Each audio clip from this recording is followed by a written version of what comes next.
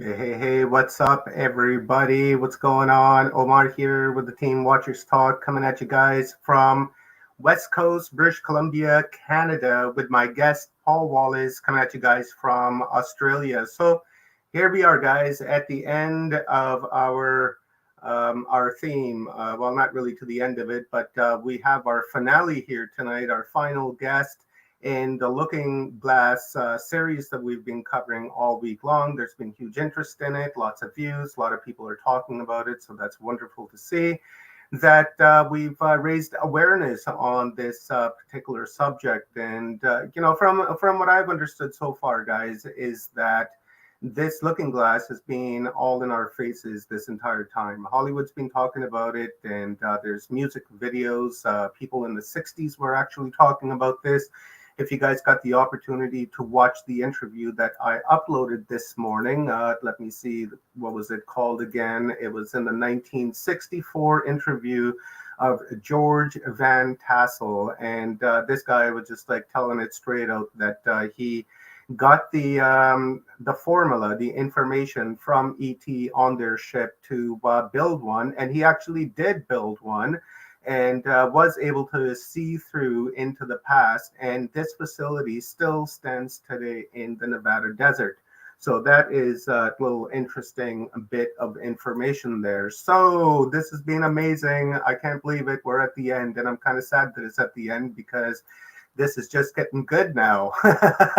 Maybe we'll have to do like a part two. So what happened here? We started off with Frank Jacob, and then after that we had Michael Feely, and then after Michael Feely we had Brad Olson. After Brad Olson we had Augie Nost, and then after Augie Nost we had Kiera Windrider, and tonight we're going to have Paul Wallis. Like, this has been just incredible, guys. And then tomorrow we're going to be having our finale.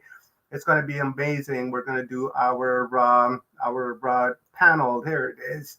We're going to do our panel tomorrow. It's too bad it's like 2 o'clock in the morning for Paul, this panel, but it would be really cool to have him on board. But this is how it stands at the moment, and it's going to be just a kick in panel. There's no time limit on it, and we're just going to go as deep as we possibly can. So what have we heard about this, and what we've learned about this?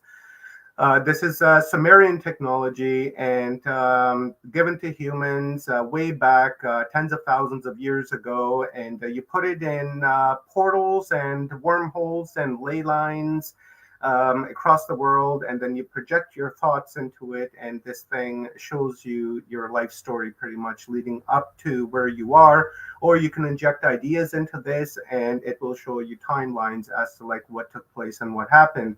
And it's also a Stargate too, because as Frank was telling us with the J rods, or was that Brad? I think that was Frank. J rods. If you insert J rods into this device, then it can be used as a interstellar Stargate, where you can travel from one spot to another spot. And that's kind of interesting because we had Pharaoh Onus back in the day traveling from here to Orion. They say it was through the pyramid, but it could have been a device in there that took him from one place to another. It had to have been a device. Now there's like 50 some odd devices of these across the world. The elites have had them, the banksters, the politicians, business leaders and such, and they've been manipulating timelines with events that will favor them. But along the time of like 2012, they just shut them down because every simulation that they put into these looking glass, it would all come back to the same thing in the year 2030, where humanity ascends and we carry on happy as we can be. So CERN is involved in this. We will touch on that. The yellow cube, that's another one. That's the Greater Treaty that Eisenhower signed with ET. Now, the Greater Treaty, there was, what was it? There was like, I think the Nordics or someone that had offered Eisenhower technology, but in exchange for nuclear weapons, saying that you have to disarm and we'll give you this technology and will help you along. And he refused to do so, and he said, no, I can't disarm my country, and it'll be suicide for me. So he didn't sign the treaty with them, but he ended up signing a treaty with the Gray aliens. And then the Gray, they said they would give him technology, and then they can do whatever they want with the humans.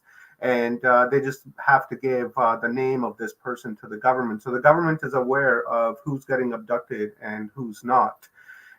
They take them into underground bases. We actually heard Paul Wallis talk about this. The Midiwada, I think it is. I think that's what it is. I think that's who they are, where they take you and then they take I think they took a girl and gone for a few years, came back healthy, but they were breeding. And so the government actually probably knows about that as well. And okay, so enough of that. We know lots about that now, and we're going to talk about all of this come tomorrow. So interestingly enough, if 45 becomes 47, because the treaty is renegotiated on the fourth year of every decade. So if 45 becomes 47, then 47 will be negotiating with ET because they need to ratify that treaty. So I'm assuming that 47 will probably toss it out the window. Now, the Vatican has the same thing. They have the corona visor. That's a hard one to say.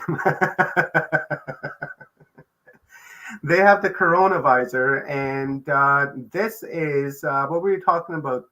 There's that priest, and he built one, and yeah. So we'll get into that with Paul because Paul's expert when it comes to the church. So we'll get some from there. So the Anunnaki separation, we did that. Okay, I caught up with the notes, guys. So Paul Wallis, right? You guys know Paul Wallis. Everybody loves the guy. Everybody loves his voice. Everybody loves his wisdom. Everyone enjoys his books. The Eden series, Scars of Eden, Escaping from Eden, and the new one, The Echoes of Eden, which I'm really excited about that I want to read. I've actually already read the PDF version, but I want the hard copy like that. Right? I want the hard copy, so I have it right here. So when I got Paul, I can go and say, Paul, you said this, this, and this, so let's talk about that. So that's kind of what I have on his homework. So we're here, and Greg Herrera, welcome, brother. Let's do a quick couple of shout outs before we bring Paul on. Mountain Devil, welcome. And then Big Roy, welcome. Paul, and then Full Spectrum Universe, Rob, welcome, brother. Thank you very much for being here. Please, guys, share the stream out. Hello, Kathy. Nice to see you.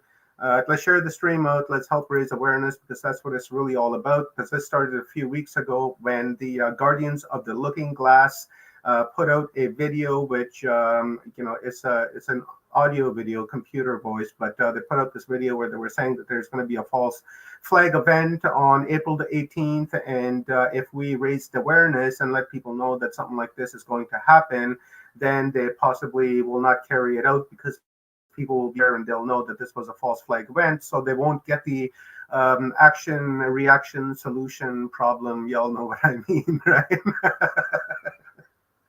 So it didn't happen. In fact, something actually did happen where a couple of days earlier, this guy went into the subway station and shot 29 people, and he was using like smoke grenades. And from what I understand, he was moving around like someone with military training. And the guy that they have in custody right now, it doesn't seem like that guy can really move like a military, like a well-built, well-trained guy, because this guy's husky, he's huge, he's got boobs, right? So I can't see him moving, like a pro. So something's up there. And then they released another video, and they've got 4 videos out right now. While Paul's talking, I will share the links. And in the last video, they said that there is a code within that video, and if someone can decipher that code, then that code will lead them to some kind of an amulet. Now, this amulet supposedly was held by Buddha, Muhammad, and Christ.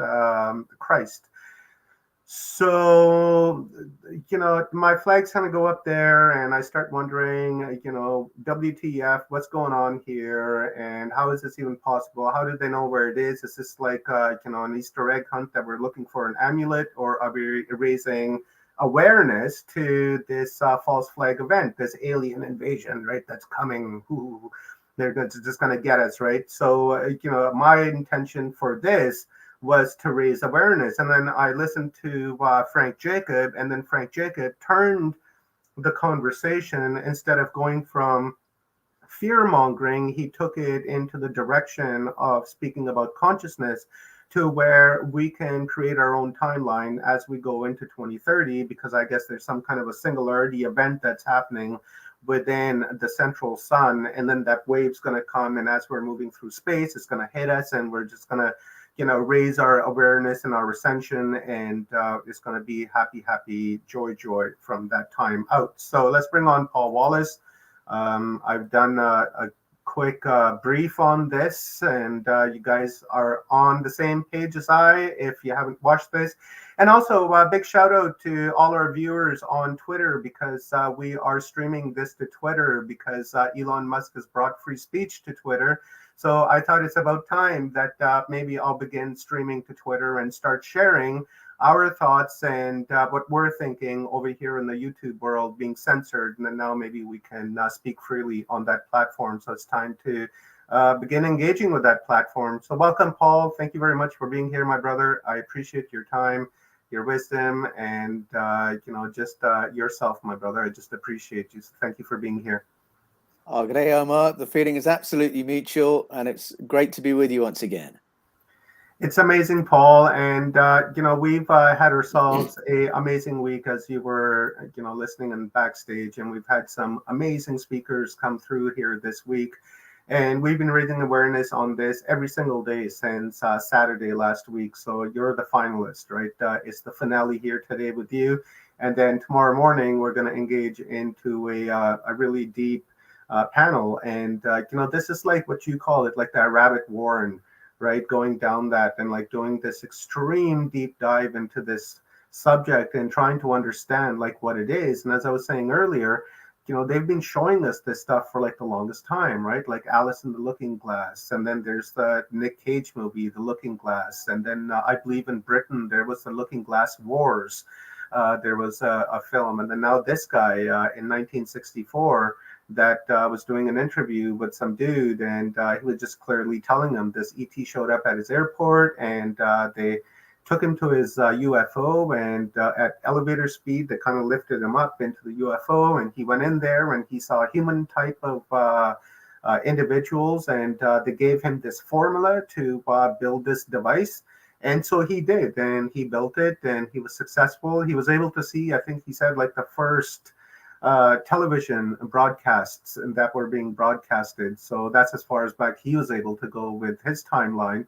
And then also what I found interesting was he was saying that if these people were walking down the street with you, you wouldn't know it, because they look so much like us that we wouldn't even pay attention to them. And but he went on, and he was like really on point. There was no looking upwards like this, thinking about answers, as the interviewer was asking him. He was just on point, right? And then I was listening, and I was like, oh my god, this guy like built a looking glass, because that's kind of what it sounds like, because he's talking about seeing things happening in the past. And so cool, now you're on the same page as me. Well, gosh, there's so many themes in what you've just said. I think the guy that you were speaking about just now is very lucky, because there are others who have put together technology from either information that's been channeled or that they found from ancient sources, and it's not ended too well for them, because the powers want to sequester that technology and be able to use it. And there are certain curators of that kind of technology around the world, including the church, by which I mean the Vatican in particular. And so if you can work in collaboration, you're very fortunate. But not everyone has had that good fortune. And unfortunately, stumbling across that kind of technology can be, should we say, the very least, bad for a person's health. So I'm glad that we're moving into an era where there's a little bit more possibility of running with that, and people like you and me finding out about it. But it's so interesting, the aspect of privileged information. I grew up watching Doctor Who, and Star Trek, the original series. And I knew I enjoyed those series. I knew I found them very resonant. What I had no idea of at the time was that there was privileged information in those scripts, and there was channeled information in those scripts that talked about real narratives, real technology, real entities, and it was all secreted in there in the mix of the fiction. And this is how it's always been. I've got a bit of an echo here. How it's always been that when information is buried or suppressed, it always leaks out somehow or another. And sometimes it's through secret groups leaking information to writers, filmmakers, script writers. And sometimes it's because the information is provided by the other company we have. And so people experience it either as information derived from close encounters or it's channeled information. And so that's why you can go to fiction and find a lot of actual information in it. I was watching The Eternals the other day with my kids, and I kept saying as they were watching it, hey, that's in my book. That's in Echoes of Eden. And in the end, I had to leave the room because they just wanted to leave me to leave so they could watch the movie. It was beautifully written, I think, and layered with esoteric and ancient information. So much of what I've learned from Plato is now being taught in the Marvel universe, and it's being done very deliberately, and I think in a very positive way. I think we can be provided with information through fiction. We resonate with it. We know there's something deeper to it, and it may be further down the track as we start doing our own research or reading ancient sources or listening to ancestral narratives that we begin to recognize the themes and think, wait a minute, I've heard that before. And we begin to recognize the value of what we call storytelling. Cool, Paul. I totally agree, and I think the information has always been there for us because when we look into the Bible, we find a lot of coded information in there. And this one guy in particular that I came across, I found his investigation to be very interesting. And let me just find his name. You're probably familiar with him. He wrote a book called where is it? Man. Okay, so anyways, he wrote a book, and in this book, he found coded information that tells him about future events on what's going to happen in the future, and it's in the Bible, right? It's he's finding like all kinds of information. I wish I could find his name. Well, there was a book that came out about 25 years ago called The Bible Code. Yeah, that's the one. Yeah, that's the one I'm talking about. Yeah. Which does exactly that. And what's so interesting about that is that the Bible, as we know it, and we're speaking here about the Hebrew scriptures at this point, not the New Testament, but the Hebrew scriptures, what we call the Old Testament. It is a book today, but it hasn't always been a book. It's a collection of books, a collection of writings. Even the individual books of the Bible, like Genesis, are libraries of ancient stories. And it evolved into its current state. It would have begun with the stories of beginnings that Abraham and Sarah curated, the progenitors of the Hebrew tradition, stories they may have brought with them from their heritage in Mesopotamia, having grown up in a Sumerian-based culture. And then at some point, those stories were added to, and you get the Pentateuch, and you've got a set of writings that are created to teach the Mosaic law.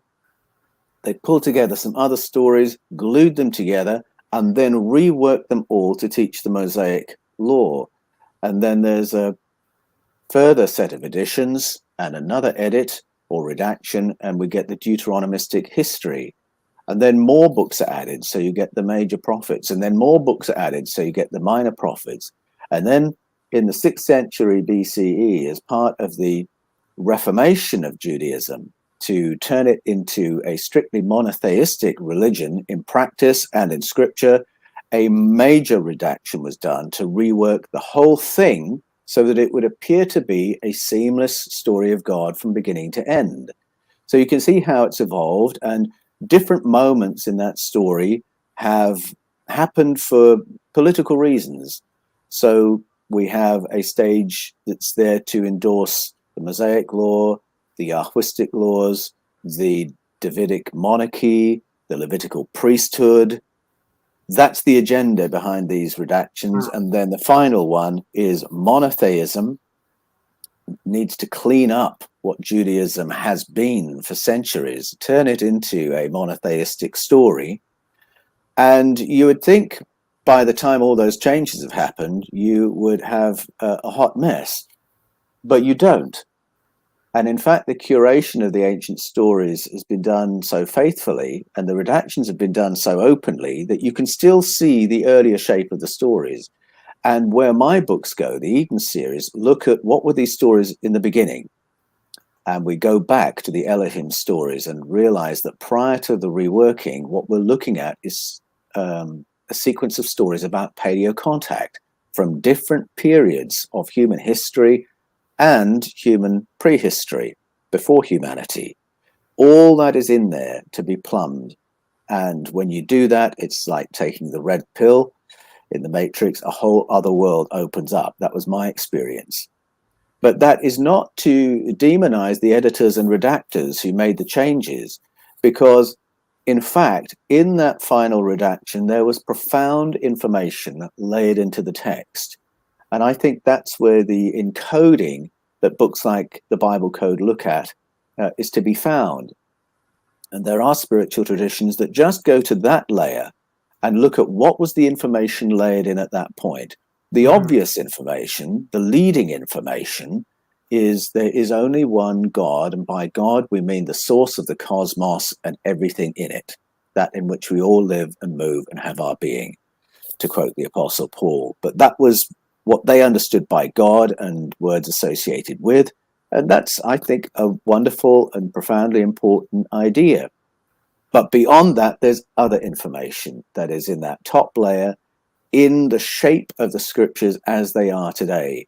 And so there are ancient spiritual traditions that go there and disencode that, and books like the Bible Code that go there and disencode that. I'm right at the other end of the spectrum saying, I want to look at what these were in the beginning. What's the earliest information we can find here? Because I want to peel back all the layers of accretion and interpretation that's been put over the top of it, and get back to the core of what was it in the beginning? What information was it providing us? And how does that help us in the present day? So, Paul, I find it a bit interesting because when we look at the scripture and other related texts and philosophy and everything that's attached to it, is coming from a much older culture, right? Like the story of Jesus is a much, much older story that possibly came from the Atlantean times. It's very old.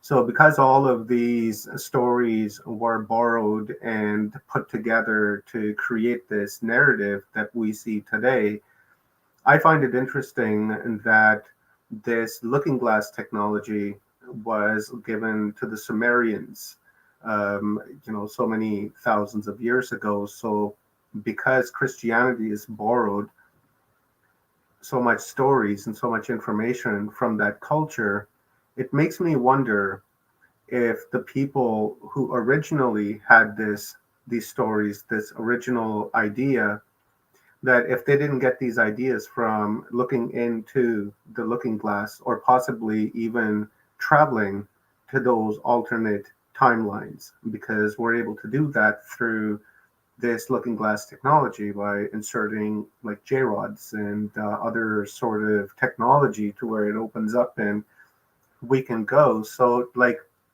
Michael Dorsman, that's the guy that wrote the Bible Code. And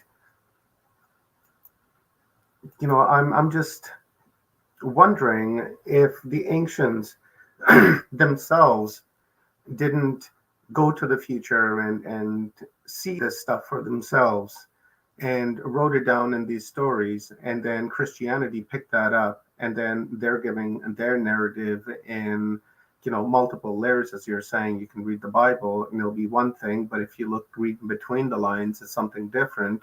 But then when you look underneath the words, it's something completely different. Now, it's just I just find it curious as to how they would have like this type of information, because Michael Dorson, he's not the only one that has said that there's codes and information that's been embedded within the Holy Scripture, right? Oh no. There's others who have endeavored to find the same type of information that he's finding. Now, what do you think? Do you think that would have been possible? Because that's a couple of thousand years prior to Christianity, right? Well, I don't know in terms of the technology, but certainly Jesus and those who wrote for him represent a level of borrowing that Christianity doesn't often want to acknowledge, because Christianity is based around a very high estimation of Jesus, and the church exists to disseminate his teachings as best they understand it. I think there has been a reluctance to really set Jesus and his writers in historical context. I, through my research for the Eden series, have come to believe that Jesus and those who wrote for him were every bit as educated as somebody like Plato. Mm-hmm. And Plato was absolutely plugged in to a world of narratives and ancestral information. Plato was very open about where he got his ideas and information from. Some was from what we would call science, what he called philosophy, which is applying logic to things we all observe. Some of his information was ancestral and esoteric. So he talks about the information that had come from a previous civilization via the ancient Egyptian priesthood, via Solon, the Greek legislator, to Socrates. And so that's an incredible source of information going way back beyond what we conventionally know about ourselves. And then he talked about other information derived from encounter experiences, contact experiences achieved through altered states of consciousness. So that's Plato. Paul knows Plato like the back of his hand. This is the Apostle Paul who wrote half the New Testament. And some of the Apostle Paul's most famous quotes are actually Plato quotes, where he's just changed a word or two here and there. So you know that Paul was at least that educated and clever. Is it possible Jesus was? Yes. If you look at the canonical Gospels, we don't know anything about Jesus's life, really, other than the story about his birth, which belongs to a whole family of stories about star children, once you set that in context. And then he appears as an adult with his teaching and healing ministry. Is it possible that he was a seeker of truth and a student of world mythology, world wisdom, in the same way that Plato was? Is it possible he was at least as learned as him? Is it possible he had actually traveled? Because the world in that period was very travelable. And there are hints there that Jesus was very well connected with wealthy merchants who were traveling the world, and he could easily have gone to other countries and sat at the feet of other teachings and come back with that information. And if that is the case, it would give some explanation as to why in the New Testament you're seeing what look like references to Eastern thought and even Eastern texts that make their way into Paul and into the Gospels. So I think there's a lot more information and knowledge that provides the seedbed for the writings of the apostles, those who wrote for Jesus. Christians tend to look at the teachings of Jesus as if they are in a bubble, as if they bear no relation to the history of world thought, as if they bear no relation to the thought of other cultures. And I think there are many reasons for this. Some are purely cultural, our own biases. Some are to do with the way the Hebrew scriptures were redacted that sets them over and against everybody else's stories. And I think we miss a great deal by seeing it in a bubble and not saying, oh, Paul has taken Plato here and he's given it a twist. Let's see how much of Plato he's embracing and what he's adding or taking away.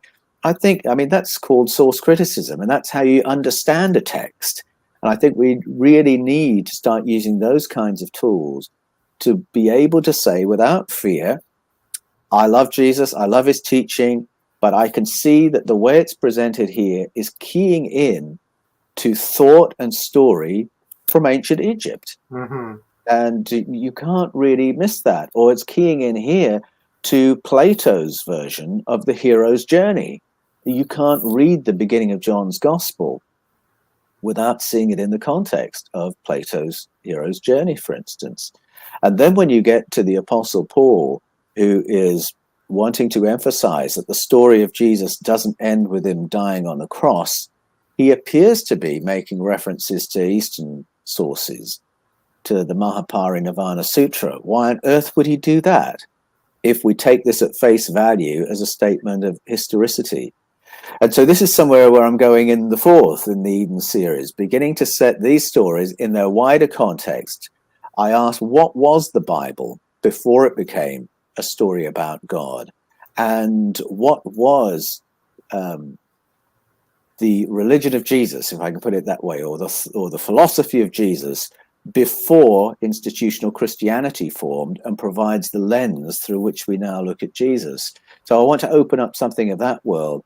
And in escaping from Eden, my world and my paradigm has opened up through translation.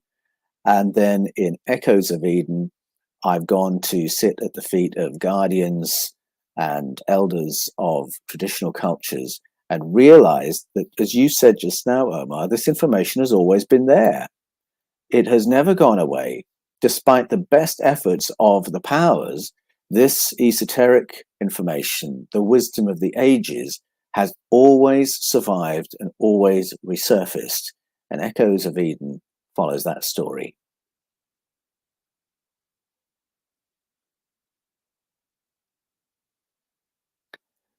Now, yeah, there we go. There you are. Yeah.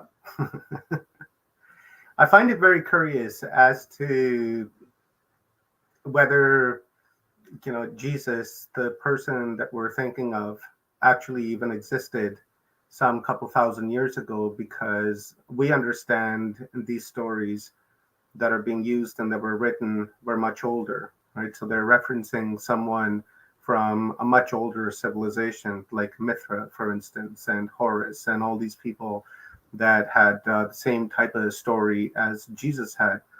Now, whether that's the same story or if it's happened to different people across time is a whole different show, I suppose. But yeah, go ahead, Paul. I'll jump in and say where I am on that. And you're right, because of the very rich correlations between the telling of the story of Jesus and other ancient story, some people do conclude, well, this is just the latest telling of that story and there's no history here. Mm-hmm. My position is different to that. I believe there was a historical figure, Jesus of Nazareth, but I think the way his story has been told by those who wrote for him is informed by all those other stories, and they are deliberately keying into these other themes. And I think you can see that within the scriptures that we have, the canonical ones and the Gnostic ones. But then I think when the Roman Empire got its hands on Christianity and endorsed it and then morphed it into the Imperial Department of Religion, I think it deliberately distorted what Jesus was on about. Christianity became a religion of worship and obedience, of fearfully tiptoeing around a God who would consign you to eternal conscious torment if you weren't on his side. it becomes a religion of passivity and compliance, where you can't distinguish between good citizenship and being a Christian. Whereas you've only got to go to the canonical Gospels to see that the figure of Jesus does not fit with the Christianity that emerged in his name. The Jesus we find in the canonical Gospels is totally inconvenient to imperial Christianity. And that's why I believe there's a real historical core there, because you wouldn't invent a figure like that. This is why I don't really follow the logic of Caesar's Messiah. You wouldn't invent that particular Jesus if you wanted to endorse the imperial cult and the imperial department of religion. He's too inconvenient. He is not in favor of feudalism, which is the essence of empire, and he's not in favor of religious leaders, and he's not very impressed with civic leaders either. He is very much into sibling society, peer-to-peer society. He's a very inconvenient figure, whether it's the canonical or the Gnostic Jesus you read. But the way his story is told in the beginning absolutely fits within these much older stories, and the way that is distorted gives us a little picture of what the powers like to do from age to age. Whatever the mainstream religion is, it'll be institutionalized and morphed into a feudal structure where the state powers can do business with those at the top of the tree, the senior religious leaders. I mean, in Britain, for instance, the senior bishops sit in the House of Lords. So it's all brought within that feudalized structure and gives a religious gloss and a religious imprimatur to the idea that we should all be paying, praying, and obeying while the elites make all the decisions. So that's my take. Real historic Jesus, but told in a very rich way and then distorted in a rather dark way. Yeah, now Jesus' story, like, it doesn't really make any sense, right? Because when we look at historical information and when we look at our ancestral stories coming from all over the world, it's telling us that Jesus Christ was alive, that he lived, and that he survived the crucifixion, and that he went to India, and then I guess there's like a ministry based off of him there. But not only there, but he's also went through China, and then he's also in Japan, and they carry out rituals there as well in his name. And you've done a whole series on Jesus being in Kashmir and in India and in Murray, and so tell us about a little bit about that, because really, what I'm hearing, in the Bible, that they nailed him to the cross, they stabbed him in the in the kidneys or in the liver, and he bled out and he died, and they stuck him in a cave, and 3 days later he rose, and off he went, with God. And that story, it doesn't make any sense, because now we have people across the world that are telling us something completely different, and telling us, yes, he had the stigmata in his hands and he had the wounds on his feet, but he survived. And yeah, tell us about that, Paul, because there's some people in here that are asking the same thing. Now, I'll read your comment before you go on there.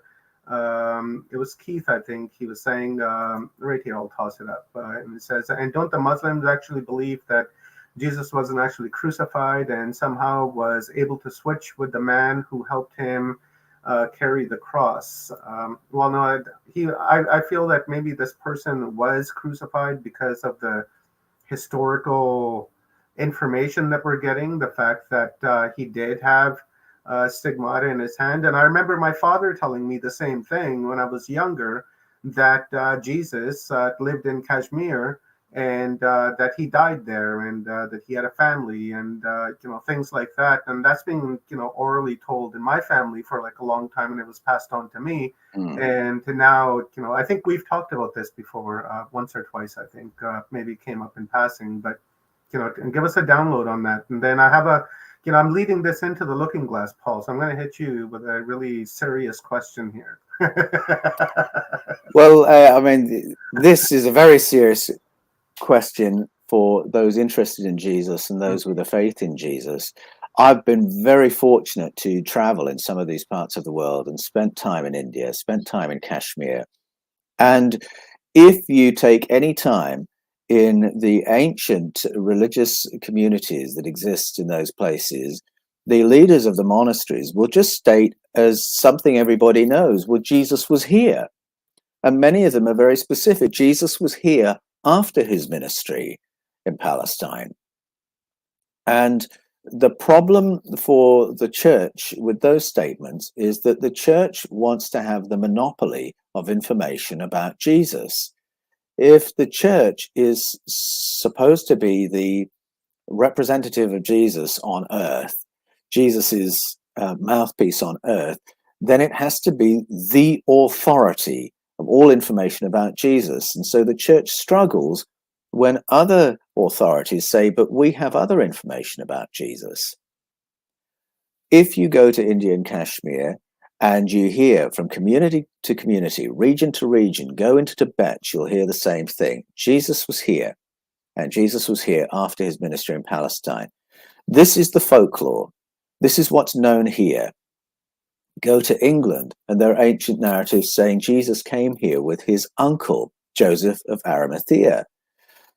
Go to France, they will say the same thing. Jesus was here with his family after his ministry in Judea. Go to Japan, you'll hear the same thing. Now, what's the impossibility of that exactly? How many eyewitnesses do you need to say that Jesus traveled and was seen in other places? And on what basis do you decide to listen to one culture and ignore the other? Because you have to ignore a great deal once you're looking at Ladakh, Tibet, Kashmir, India. On what basis do you say that whole tradition, which is 2,000 years old, can be ignored, and we will only listen to the Jerusalem tradition, which says that Jesus died on the cross, was supernaturally raised from the dead by a direct divine intervention. He was raised incorruptible, and then his incorruptible body went into heaven. End of story. Why would you accept that telling of the story and disregard all these other tellings? On what basis? If it's just mathematics, if it's just how many witnesses, wouldn't we call it differently? So then you go back to the canonical story, because it really is central to Christianity, the idea that Jesus used the phrase survived the cross. But in actual fact, if you use the word resurrection, there's a whole load of very specific ideas about his survival of the cross built into that word. In the beginning, Christianity was a kaleidoscope of ideas and theologies and stories and texts. And if you look at the Gnostic tellings, if you look at the canonical tellings, and then you mentioned what Muslims believe, you realize that there was a range of ideas of what exactly did happen at the cross. How come Jesus was seen after the crucifixion? Today, you say the word resurrection, and a very specific answer is implied. And that's the one I just said, where he died, was supernaturally raised from the dead by divine intervention, incorruptible, up into heaven. But the word is my root meanings thing. This is where I always love to go. The word that's most commonly translated as resurrection or raised simply means that Jesus was again after the crucifixion. That he was again, he was alive on the other side of it, he was seen by many, and that's not the same as that official sequence of dogmas that I've just recited. He could have been again after the cross for a number of reasons. Could be that orthodox view, or it could be that he survived it. Some people took 6 days to die through crucifixion. Jesus was on the cross for 6 hours. We know just from the canonical telling of the story that the reason it was only 6 hours is that some powerful person or persons went to Herod and said, there is going to be a riot if you don't take those bodies down now. We are going into a holy day. It's going to be evening very shortly. And if those bodies are there on a holy weekend, you are going to have trouble. And I mean the entire Jewish population. Somebody very powerful and authoritative said that to Herod with enough clout that Herod said, get those bodies off. Now, I believe that was Joseph of Arimathea. and maybe one or two others with him, but it was somebody very, very powerful. And that conversation absolutely had to happen if we believe what the canonical Gospels say. So the body's come down. He's only been on there for 6 hours. He's given something to drink and appears to die very shortly after that. His body is, they're going to break the legs just to ensure that people are dead.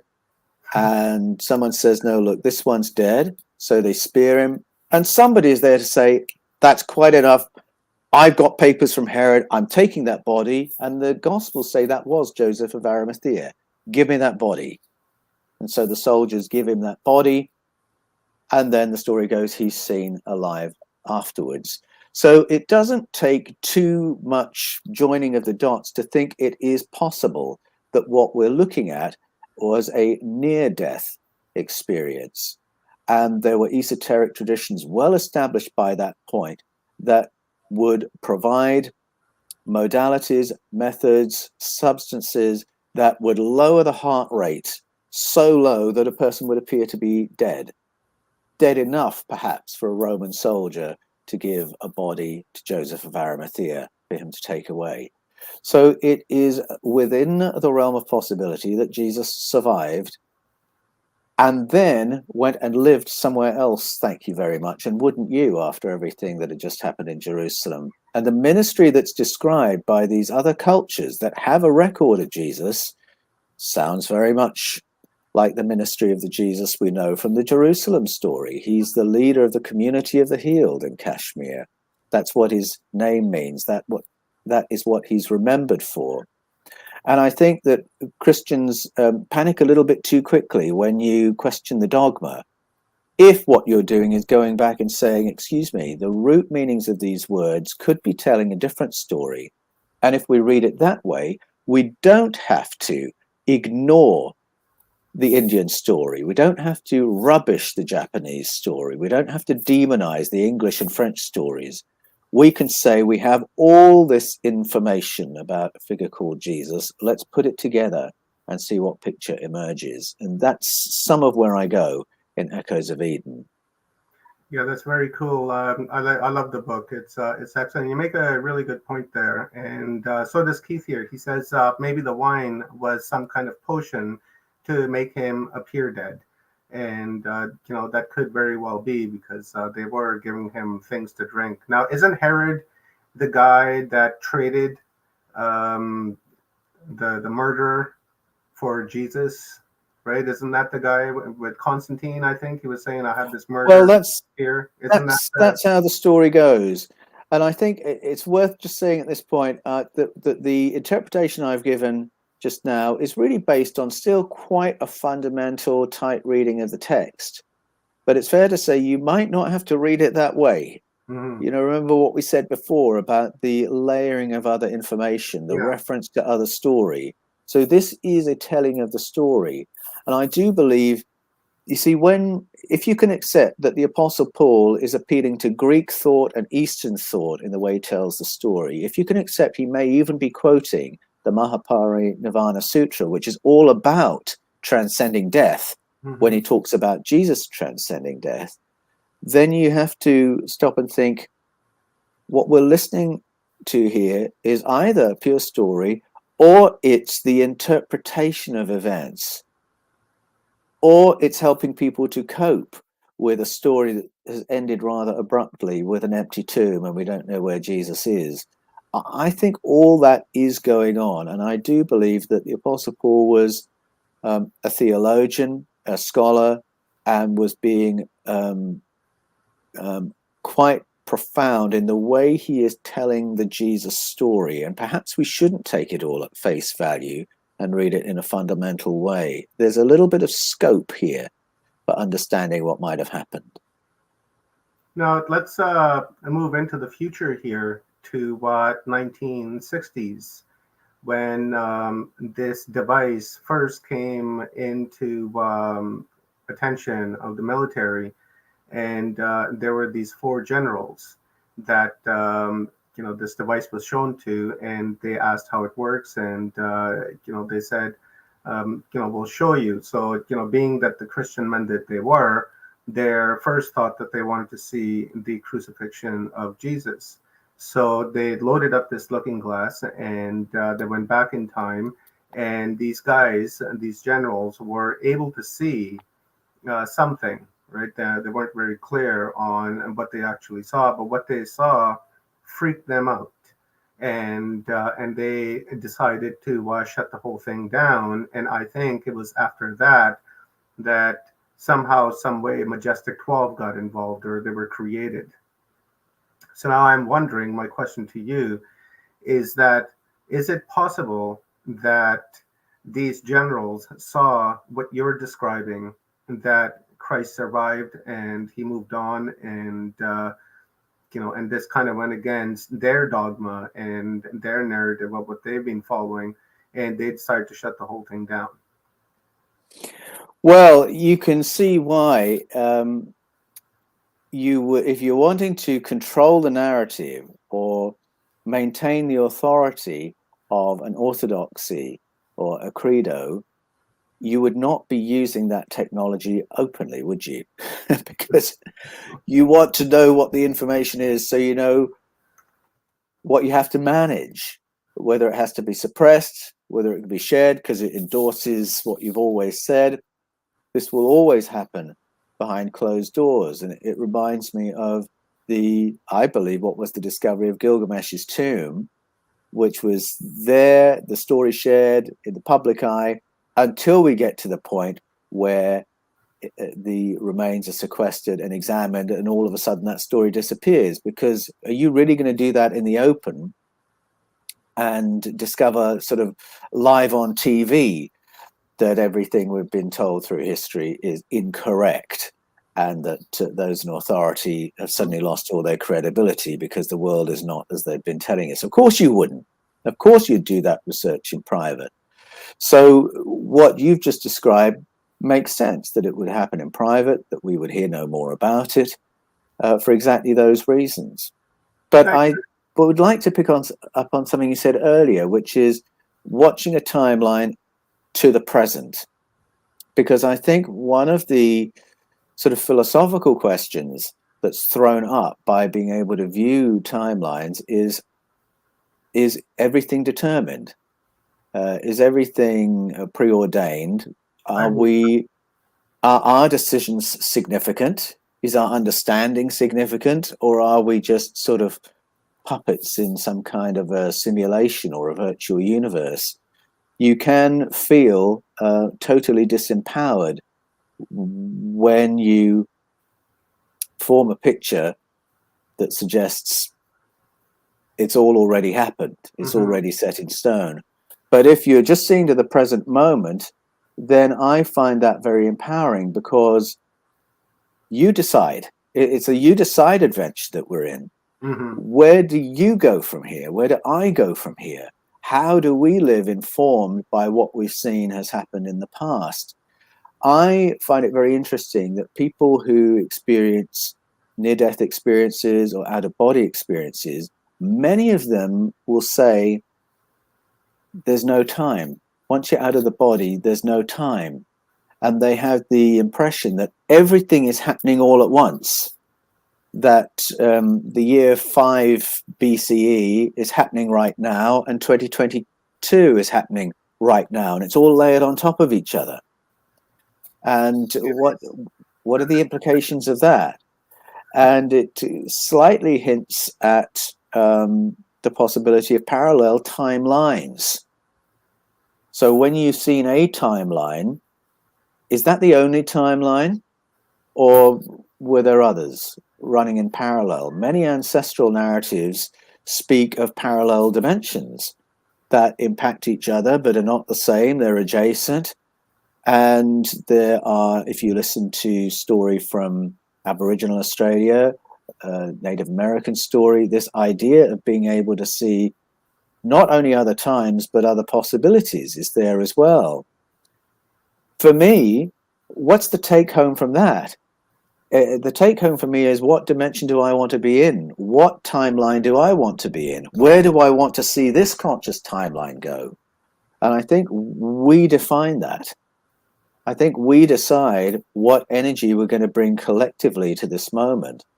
We decide collectively if we're going into fear or into love, if we're going into xenophobia or if we're going into compassion. And I think even something as specific as this technology focuses the question of what is our intention individually and collectively right now? Where do we want to take the history that we're experiencing?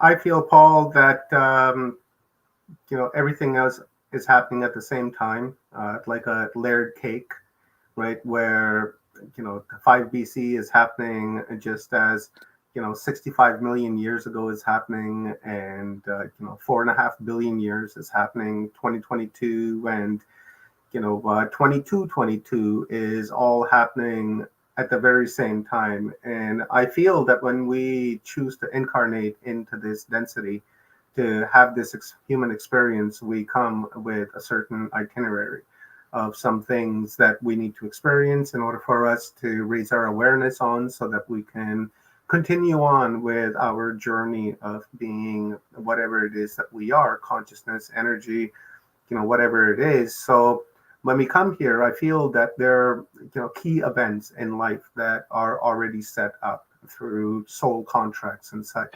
Yes. Where yes. we say, hey, we're going to meet up at this particular time. You're going to do this to me, or I'm going to do this to you, and then we'll part, and then I'll experience this, you'll experience that. So this really brings us to free will, where I feel that we have limited free will as to what we want to do from point A to point B, because point B is definitely going to happen and is unavoidable. So whatever you do between point A and point B is, your limited free will, but that point B is definitely going to happen. Now, I agree with that, but I want to jump in and say we use the free will we have. We use the understanding we have, the information we have. And I actually find it quite empowering to think that I can decide now, or decisions I make here and now today define who I am in 2030 or 2035. And that is very much part of what I'm here to do in this material life. I'm here to learn certain things, make certain decisions in the light of what I learn, and that I now, on the basis of what I do know, can decide what my story is, what the shape of it will be, what my contribution and learning will be. And the idea that I can decide now what kind of Paul it will be in 2035 is awesome. And I remember a conversation, there's a character in Echoes of Eden called Troy, and he is a real person. He's a guardian of the Navajo tradition. And he said something that's really stuck with me. He said, we learn to live informed by our ancestors. We live in response to our ancestors. And as we make our decisions, we try and do that on the understanding we're deciding for 7 generations into the future. And that might sound like a lot of pressure, but I actually find that very, very inspiring. And it can lift my decision making out of the mire of being pushed and pulled by what the media is feeding me from day to day. And I can think, if I'm thinking 7 generations from now, then how am I going to lead the life of the family Wallis in 2022? What will ennoble and empower the Wallis family line, to make it sound very grand, if I'm looking 7 generations into the future? And I think that when we think that way, it can help us deal with difficult circumstances in the present and get our decision making happening at a higher, more evolved way. And I do believe we have support in that. You talked about coming in on soul contracts with specific assignments. And again, that can sound like a lot of pressure, but the fact is we have team around us here, and we have team around us here as well. Every one of us is a team effort. And we are not here like in an exam where you are not allowed to confer or compare notes. You're on your own, you're going to fail or succeed at this exam. It's not like that at all. The learning exercise is huge, and it's cosmic, and it's collective. So you have team around you here. There may be people that you recognize and think, I know you're on my team, but we have our invisible team and our higher team as well. And this is some of the esoteric information I talk about in Echoes of Eden, the information we have from our pre-material existence, from our spiritual ancestors, from other entities who are actually very interested in supporting our progress through life. And I think plugging into all that is really exciting and very empowering and makes for a far more interesting life. Yeah, absolutely. I'm in that frame of thought right now, Paul. When I had, my kids, I was just thinking about my kids. But now that I have a grandbaby, it just suddenly, you know, makes things a lot more complicated and a little bit more deeper, because Yes. now I'm sitting here and I'm wondering to myself, what kind of, lessons can I teach my grandbaby? What type of, sacred information that I can pass on to her? What is it that I will do consciously with my thoughts and with my awareness that's going to affect the future in a particular way? Because if we think negatively, then there's going to be a negative outcome in the future. But if we think positive, then it's going to be a positive outcome.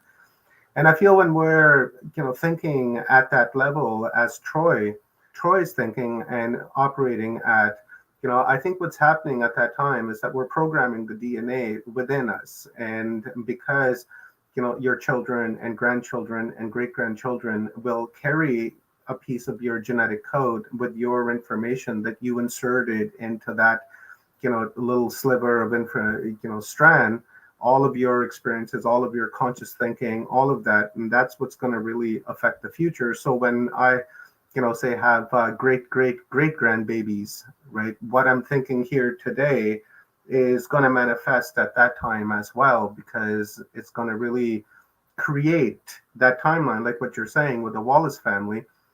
How do you do it now in this present moment to ensure that in 7 generations' time it's going to be exactly the same, but more consciously aware, more consciously Yes. enhanced, and more in love with the world and the people that live in it than today, right? We can, Yes. right? That's my hope, anyways, with my family, and I'm sure Definitely. that's the same thing for you as well. And I think when you reach a certain age, you do begin thinking not so much about your own life career, so to speak. You do start thinking, how can I support and help people who will go further than me, Hmm. who will live further into the future than me, and who will learn more than I have learned? How can I support that in the here and now? Because my kids are more advanced than me in some aspects of consciousness, for sure. They're more advanced than I know me with, mine are. you know, with their tech for a start. But then when I listen to my 7-year-old, it's almost on a daily basis. He will speak a thought I've just thought in my head. And it'll be an adult thought.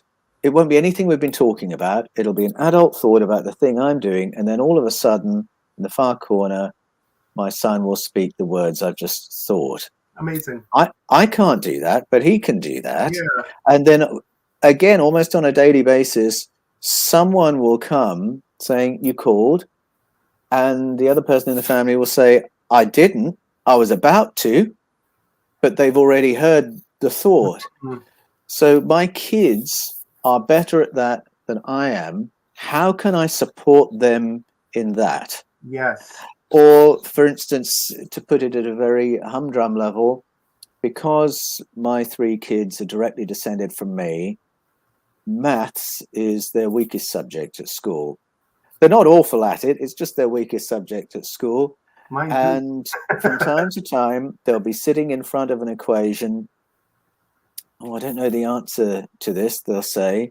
And we've learned to say, well, what does your subby say? And subby is a shorthand for subconscious. And they'll say 91. That's the correct answer. So they're sitting there, and in their conscious mind, they don't know the answer. As soon as we say, what does your subconscious say? Well, I'm getting the number 91. Well, that is the answer. If we can do that How then cool. I can support them in their consciousness, in Hmm. their tuning in to other information. I mean, for all I know, is their higher self telling them the answer's this. It's not something I'm very good at, but I can still support them in that, recognizing what's happening, affirming them when it happens.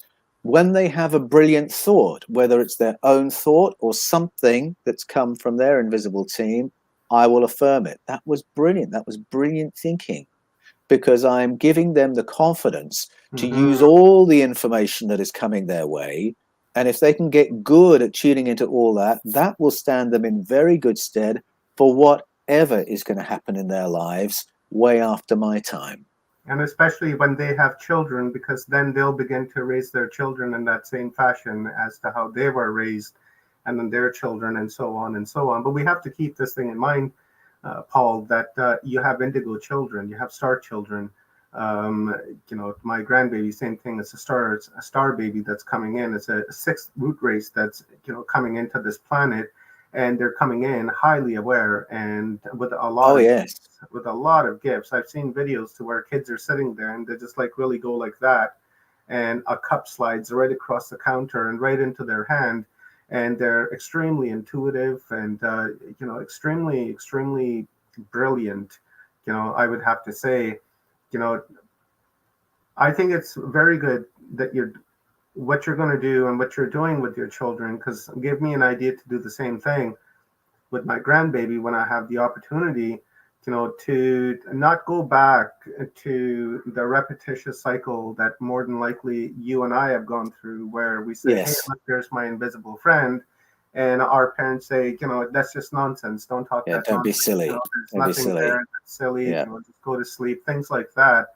So I think it's extremely important that we begin to reinforce that intuitiveness about our children and not just slough it off and say, well, it's nothing. Because when we do that, Definitely. we damage their self confidence and their self esteem, because their parent is not Yes. believing them. So if their parent doesn't believe them, then how are they expected for the rest of the world to believe what they're saying? Exactly. Not only are we doing that on an individual level and damaging the self belief, self esteem, self confidence of our child, but we are actually playing a part in silencing indigenous narratives, Hmm. because that is the human experience, to have contact experiences. And if we were to go to our traditional elders, they would say, oh, the person who's helping you is this.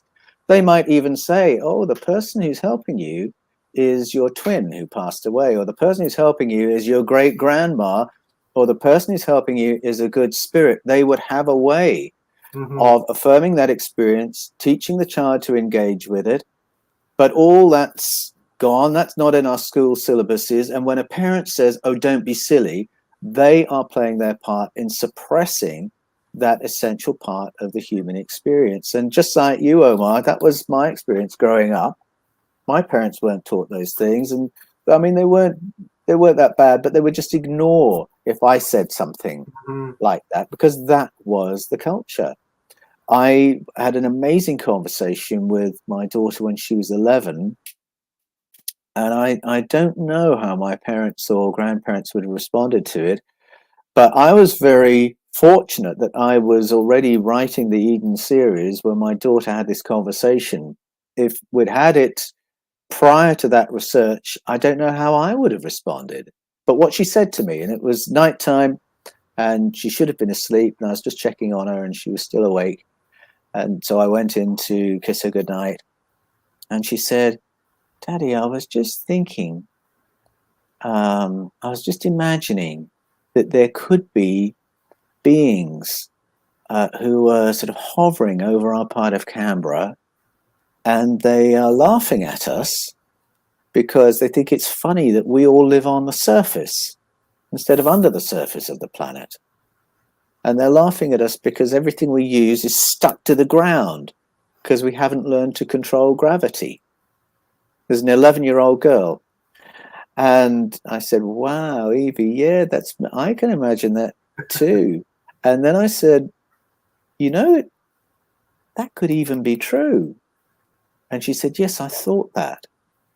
So there's interesting. She didn't say, I believe we've got visitors right now, and I believe I'm picking up what they're saying. She said, I can imagine. And then when I said, I think it might be true, she said, yes, I thought that as well. So I just had to give her that little bit of permission to go there and say, I think this is happening. And I'm so glad that I'd done the research I'd done, because, as I say, 5 years before, I'd have just said, oh, what a lovely idea, sweetie. Good night. And I didn't. So I hope that little responses like that are permission givers for kids to see what they saw, experience what they experienced, and then process it, decide whether or not it's something they want to think about or engage with, but not shut it down so that they learn to ignore when the invisible team is coming to their aid, for instance. That's pretty solid, Paul, for you to do. And I think all the other parents should be doing exactly the same thing and break out of that program that we happen to be in, because it's a false program that we're in. And when you were saying that, the thought came across me. I was thinking that, not only are we hurting our children, but we're actually damaging the timeline as well. This timeline that we're on, when we ignore things like that, when we ignore ancestral knowledge, when we ignore our own clairs and our own intuition, then we're damaging the timeline in such a way that the timeline, because it's consciously based, I think, right, to where the timeline, it creates itself as it moves forward with the consciousness of the hive, right, the hive mind of this planet. And when we begin to insert negativity into that timeline, then naturally is going to manifest into the future. So eventually, all of this information would just simply be gone, because we've damaged the algorithm so much that we just simply can't pick up on the information anymore. Whether we try to remote view it, or whether we try to astral travel or lucid dream, it could potentially be lost indefinitely. So, we should be extremely aware when we're talking about this with our children, that we encourage and we enlighten them and tell them things that our parents wouldn't have, like for instance, the Greater Treaty.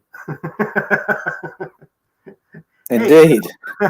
Hey, Lola, did you know that they signed a treaty in 1954 with aliens, and they said that they could abduct us and take us underground into their bases and do things to us when, they'll give technology to our government? Oh, Papa, really?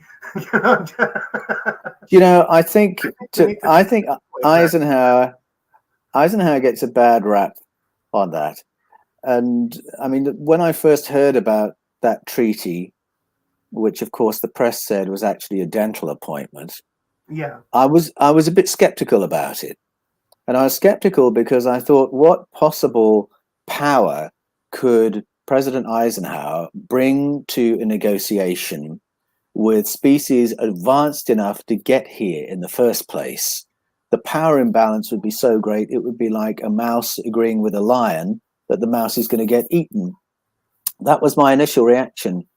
But then, having researched the Eden series, I realized that we are in contact with a number of ET demographics. And you just touched on that earlier, Omar.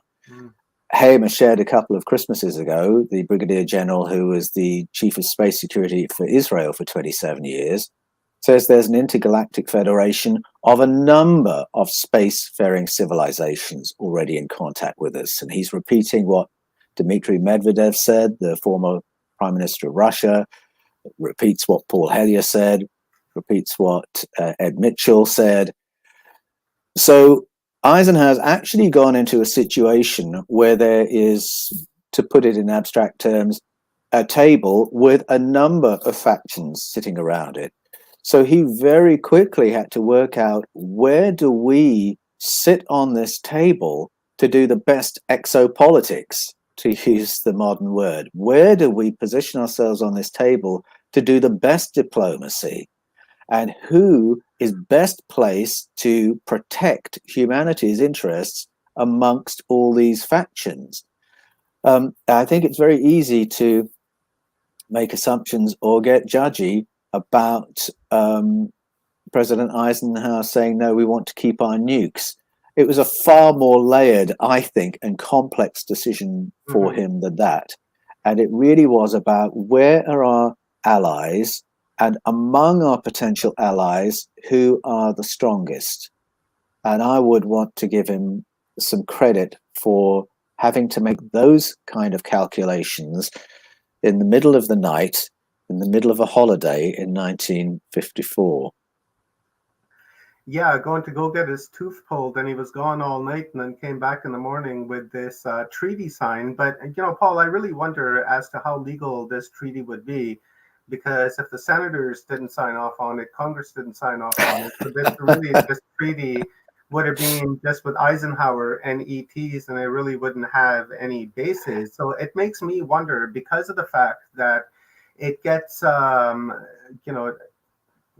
they reestablish themselves every 10 years, right? Fourth year of every decade, and they go in, they rectify the deal, they make changes and such. So that tells me that after Eisenhower, or maybe even before he went there, that they actually had a meeting with the senators and the Congress, and they all knew about it, and they signed off on it, and was able to go and sign this deal because this ET is carrying on doing this business, abducting people and going underground bases, as you actually talked about in Escaping from Eden. Is it that you were talking about the Midiwata?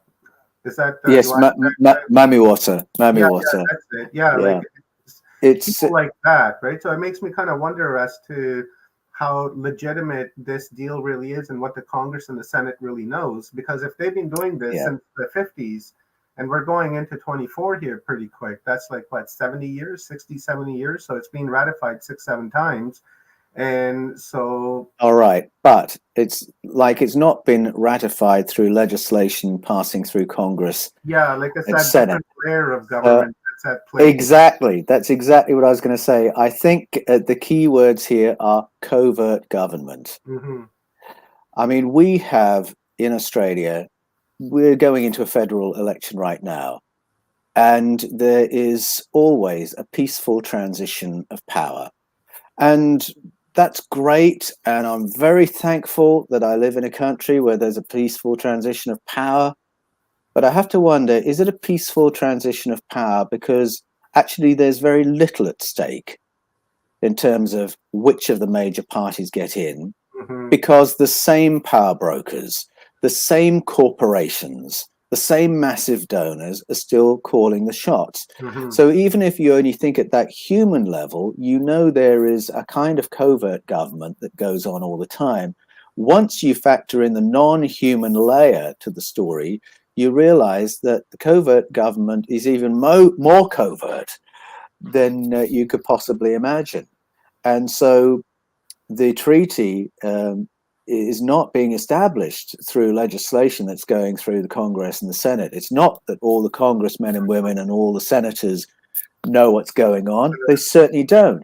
And it wouldn't be that everyone in intelligence knows what's going on. It wouldn't be that everyone in defense knows what's going on. But there will be a small group, or what some people would call a cabal, who do know what's going on. And if you get an agreement with that group of people, it doesn't much matter what happens in the Senate and in the Congress. You have got the agreement of the people that matter. That's a good answer. I like that. You're a smart guy, bro. You're a smart guy, Paul. That's why I got you here on this show. Well, that's just my take. I like that answer. And it makes sense because to think that the senators and the government would be involved on this is a little on the naive side, right? There has to be, there's a much bigger thing at play here, like the cabal, for instance. I could see that he would have made a deal behalf of them, right? And went and did whatever he did. Now, speaking of the Miniwata, Rose Ease here put up a comment. You may be familiar with this person. It says a famous Nigerian singer, Victor Uwafio. Wifo said he had an encounter with Mami Wada, and that was responsible for his success. And isn't that what you were saying before as well, Paul? Is that where they promise you things and Yes, good health and wealth exactly. and power and things like that if you cooperate and work with them? If you listen to ancient stories of alien abduction for hybridization, whether you're listening to stories from out of Wales or the Philippines or Nigeria, Kenya, Ghana, the Caribbean, all around the world, Europe, the story is not of violent abduction by force. The traditional narratives say that people are enticed to go away for a few years to be used for hybridization. They're enticed by people who are incredibly attractive to them, who say, if you come with me, it will be wonderful for you. You will learn fabulous things. You'll become stronger, wiser, clever. You'll come back more prosperous. And they sell the idea in that kind of a way. And so there's a story from Lake Victoria from I think it's the 1400s, 1500s. Yam God Umbari, I'm trying to remember his name. Yes, that guy from that period is a specific example of coming back cleverer, more prosperous because you've agreed to this hybridization. And what's difficult for people returning from those experiences is to come back and say, I wasn't taken by force. What's a family going to make of that? Or they come back and they say, actually, I quite like the people who held me for 3 years. It was grievous to me that I couldn't contact you. And it was difficult for me that I couldn't return at will. But actually, they treated me quite well.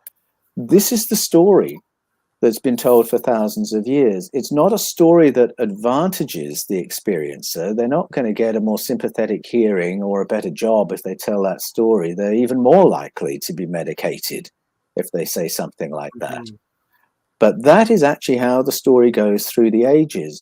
So what the Nigerian singer was saying absolutely fits within that pattern. I came back better than when I went away. I came back with higher cognitive abilities, with higher creative abilities because of my contact with those people.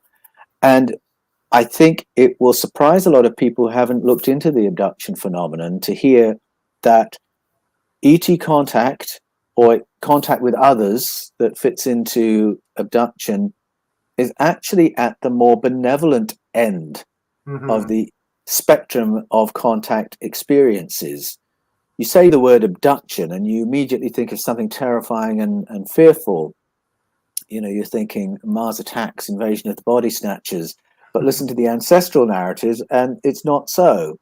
And it reminds us that our neighbors are on a journey of ascension as well, Mhm. that some of this hybridization is happening because they want some of what we have, which is an amazing thing to ponder, that there's something about Homo sapiens that is better than what they have. There's something about Homo sapiens that is unique, Yeah, isn't that it that they we want have? in their gene pool. And Yeah, I isn't it think that we it's to, have like 16 different species of genetic strains that we have within humans from 16 different groups? I don't know, and I wouldn't put a figure on it because people are still talking about junk DNA. Mhm. And I think bit by bit we're working out junk DNA is not junk DNA. It may be inactive in us as we are, but there are really serious peer-reviewed DNA scientists who will say that's not junk DNA, that's the DNA of other, that's the coding for other species that Mhm. we've inherited, but we're not using. That to me, junk DNA, it's more the same line of thinking as that you use 10% of your brain. The idea is just ludicrous. It's ridiculous. We use both hemispheres of our brain just as equally, and it just depends on your own programming. How programmed are you into the matrix or into the system or into this whole program? how aware you are is the level of Yes. your thinking is going to be. So if you're I like, tell you what, though, I think the reason that idea is so resonant is that people do sense that they could be cleverer. They do yeah, sense that there are bits of their brain they're not using fully. And this is something that I discovered in my research for Escaping from Eden, that there are serious peer-reviewed neuroscientists around the world who have discovered this through hmm, studying acquired savant syndrome, where people suddenly have higher cognitive abilities knocked on by accident. yeah, They have a brain injury, a stroke, come back from a coma. Suddenly they can speak a language they couldn't speak before, play an instrument they couldn't play before, have brilliant minds in mathematics or abstract physics. And these scientists are saying we all have these abilities in our brains in the off position. And they want to know, can we access them without a brain injury? And our ancestral traditions and initiation traditions say absolutely yes, we can. And we have protocols to do it. And that's why cultures all around the world have curated mystical and shamanic ceremonies, rituals, precisely designed to switch these abilities on. hmm, So I think you're right. It is too much parroted. We only use 10% of our brains. But the idea that we can use our brains better, access more of what's in there, I think is actually very powerful, is ages old information, and is one of the exciting things about the journey of life, working out how awake can I get? How hmm. conscious can I be? And are there specifics to being more conscious? Is it possible that the flashes of precognition is something I can nurture? The Hmm. flashes of telepathic connection is something I can nurture. And our ancestors would say yes, yes, and yes. See, Paul, that's where, another question needs to be asked is, do you really need the brain to access all of this information you just talked about, our intuition, higher consciousness and such. And I say that, very seriously too, because there's a lot of research that's been done on this. And I recently read an article to where this woman was missing her entire frontal left lobe. It wasn't there, and they were saying that this part of the brain is responsible for reading and writing and speaking language and things like that. And this woman was multilingual. She spoke three languages fluently: English, German, and one other language I can't recall now. But she spoke fluently, read, write, speak, understand. And doctors couldn't figure out, how is this even possible that this woman is missing a part of her brain and she's able to still cognitively, be a productive member of society. And then earlier Yes. than that, I was listening to Nassim Haramian, and Nassim Haramian was saying that he was doing research and he come across this one doctor, and this doctor was talking about a patient that he had, and this patient had gotten into a car accident, and they brought him in. I think this was in France in the 80s, if my memory is right. They brought him into the hospital, and they checked his head and discovered that he had next to no brain whatsoever. The brain was like literally Mm. like about that big. The rest was just water. And he was a fully, productive member of society. He was doing exactly what normal people do. And then now, on the other hand, when you get, people that have caught meningitis, syphilis, things like that, that eats away at the brain, they can still continue to operate at some level because this is more of a disease they're talking about. But when you're born, with the brain missing or no brain or, piece of a brain, but you're still actively able to do what everyone else can, but if not even better than what most people can, it makes me ask, is that, do you really need the brain to do all of these things? Or is it that we use our antenna and that we're connected into the zero dimension, Ah, to the ether, and then we're yes. downloading information from there, and we're intuitively just following that forward, and the fact that we actually don't really need our brain, right? What do you think?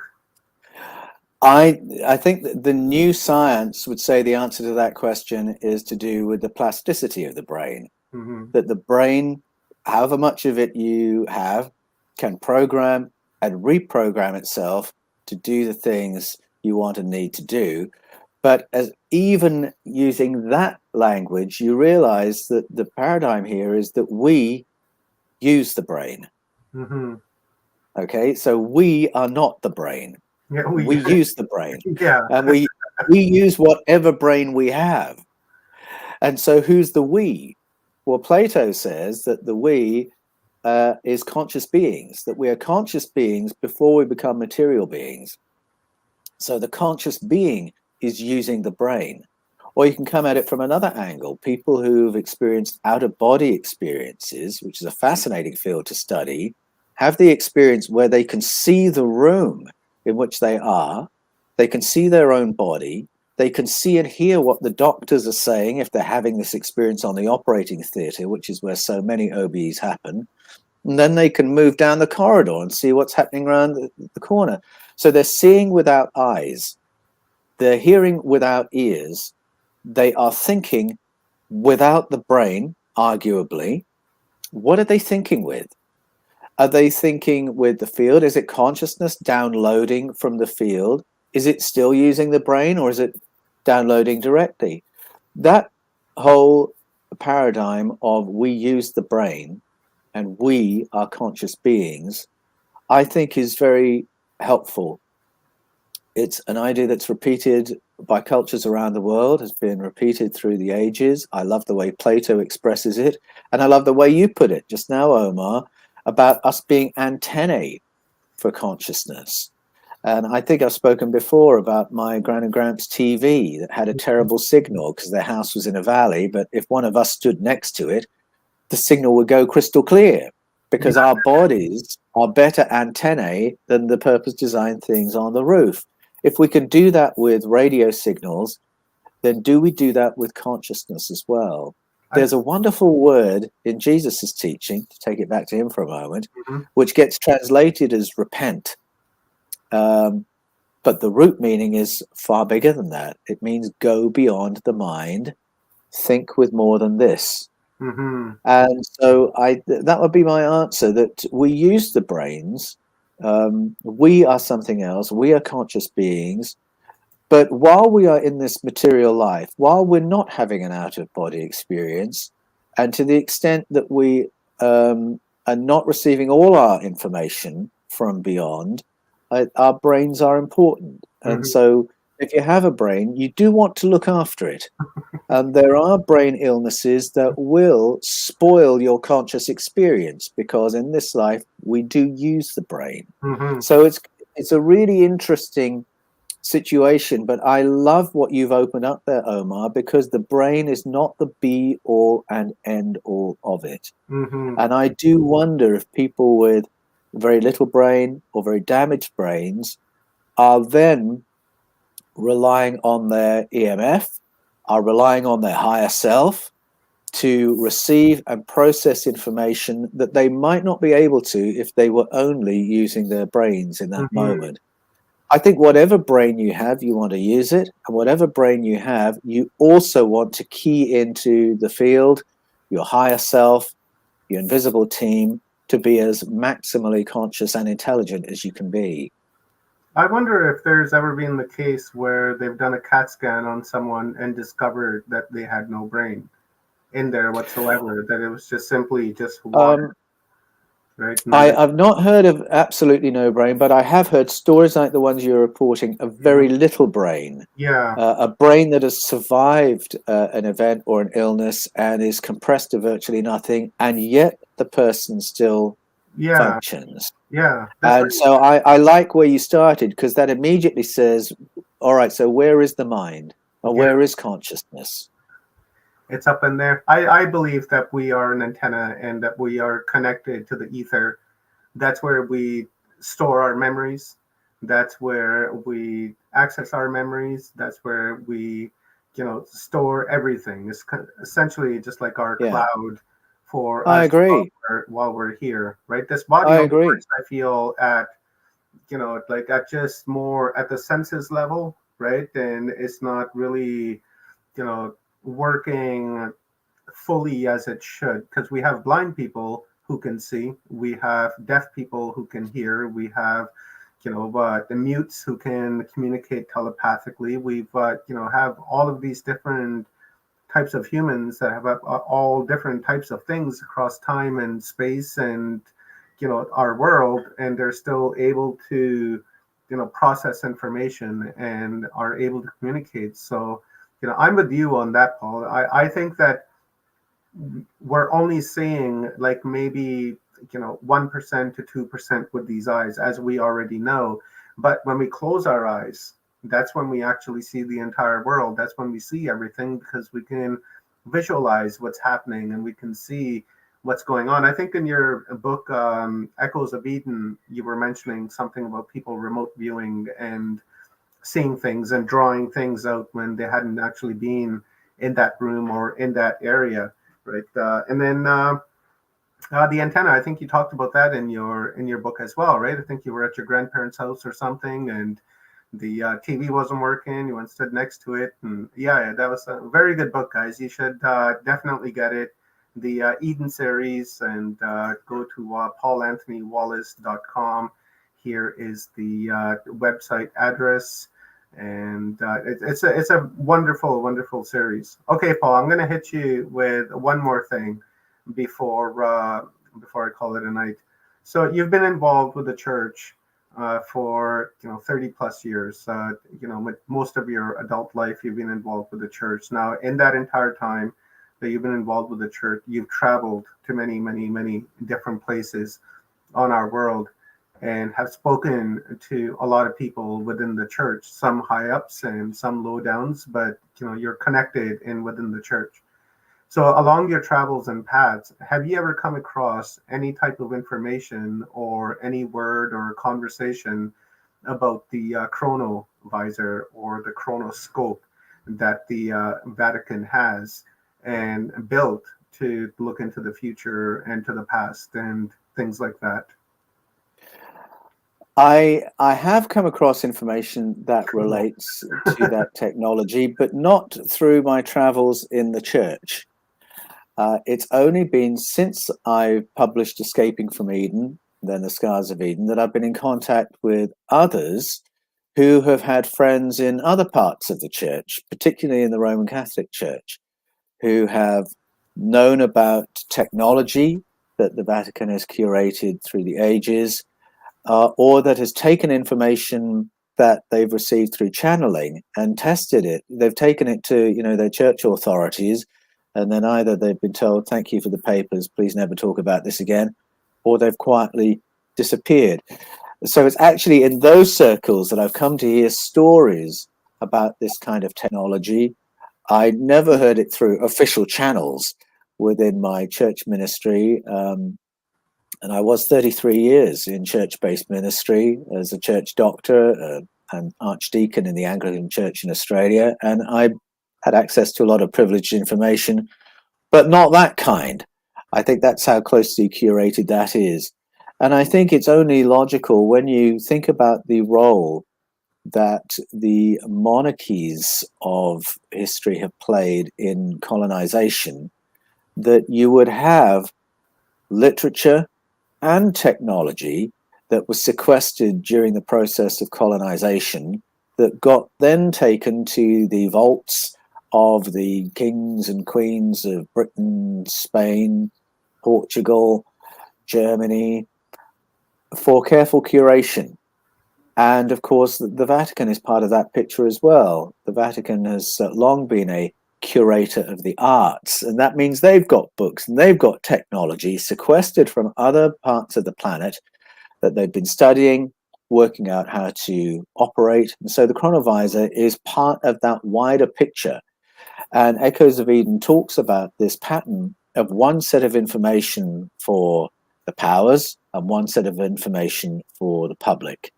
And certainly you study remote viewing, it's easy to Google this topic, and I talk about it in Echoes of Eden, and you'll realize that remote viewing was a human technology for the powers, and they used it in intelligence, military operations, but in public it was something that was rubbished, spoken of as if it had been debunked.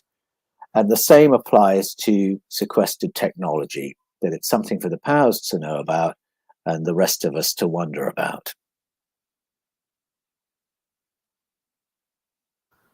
I'm bad for that, aren't I? Just always mute myself. Yeah, I kind of suspected that you might have come across some kind of information, right? Not from the higher ups, but just simply because you're involved with the church, and you would hear things, right, where people are talking and curiosity gets piqued and kind of what have you. It reminds me. I'm not sure if you probably know about this. There was this priest in Ireland in the 1920s, and this woman had taken a picture of him with this camera called the Delvar camera. It was around in the 1920s. Let me bring it up here. Yeah, it's called the Delvar camera. And this was, when she took a picture of this priest, she was able to see in this picture all of this guy's bad deeds, right? Like all the nasty things that he'd done in his life.